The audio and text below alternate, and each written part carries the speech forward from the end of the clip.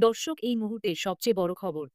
Paschimbanga school service commission দুর্নীতিকাণ্ডে চাকরি বাতিলের পর উদ্ভূত পরিস্থিতিতে আইনজীবী ও প্রাক্তন মেয়র বিকাশ রঞ্জন ভট্টাচার্য চাকরিহারাদের জন্য এক অভিনব প্রস্তাব রেখেছেন। দর্শক, এই মুহূর্তে সবচেয়ে বড় খবর এবং পরবর্তী গুরুত্বপূর্ণ খবরগুলো সবার প্রথম পাওয়ার জন্য অবশ্যই চ্যানেলটিকে সাবস্ক্রাইব করে রাখুন। সাম্প্রতিক এক সাক্ষাৎকারে তিনি এই বিষয়ে বিস্তারিত আলোচনা করেন এবং রাজ্য সরকারের সদিচ্ছা নিয়েও প্রশ্ন তোলেন।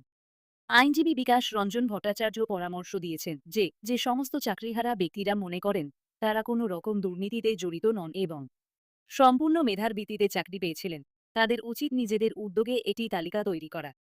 তিনি আরও বলেন, এই সব চাকরি প্রার্থীদের উচিত ব্যানার পরিধান করে প্রকাশ্যে ঘোষণা করা যে তারা দুর্নীতির সঙ্গে যুক্ত নন।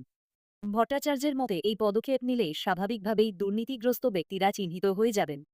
তিনি জোর দিয়ে বলেন যে এই তালিকাটি আন্দোলনকারীদের নিজেদেরই তৈরি করতে হবে, কারণ রাজ্য সরকার দুর্নীতিতে জড়িতদের রক্ষা করার জন্য এই ধরনের কোনো পদক্ষেপ নেবে না। তার মতে এর মাধ্যমে জনগণের অর্থ, যা দুর্নীতিগ্রস্তদের বেতন হিসেবে দেওয়া হয়েছে, তা পুনরুদ্ধার করা সম্ভব হবে।